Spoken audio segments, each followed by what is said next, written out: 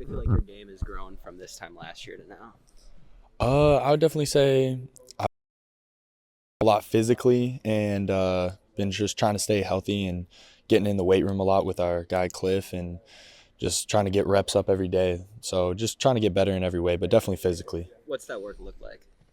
It's just a lot of hours, a lot of reps of shooting and then getting in extra work, lifts, and that's a big thing for me. I feel like I'm trying to get healthy all the time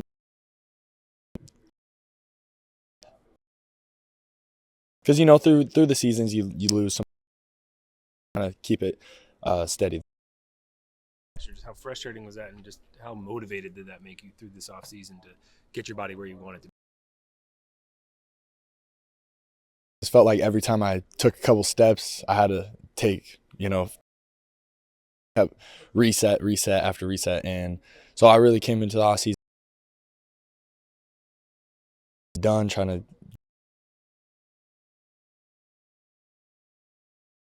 Gone through anything like that injury wise? Definitely not. That was a first for me. A struggle. Luckily, we have a great group of guys and great coaches that just stood by me and all through it. Yeah, how challenging is that? Just because, like, for instance, like if somebody tears a ligament or something, they've done it before, all right, they kind of know. Like, it obviously stinks. Like, you start to question how much you even love doing this when you come back and how way on you as the year went on. Mentally, it's definitely a hard thing, but I never question like love because this is something that I've dreamed about since I was a kid. There's always going to be setbacks. There's always going to be trials and push through and keep. There's always going to be those setbacks, and so I think you just got to keep pushing and more rough patches and the light a little. You're like, okay, this is how. Sure. With all the new faces that have come in, injuries that have held guys out, what's the process of building? He's going to have the ball in his hands a fair amount. He's really got to get on the same page with everybody. Just where do you feel like you guys are at with a game? I feel like a lot of work to do always, but I think we're all getting a good. Jackson came in a little early, and so I've got to reps up with him throughout, even in the springtime even. And so, I feel like we're building a good chemistry and yeah.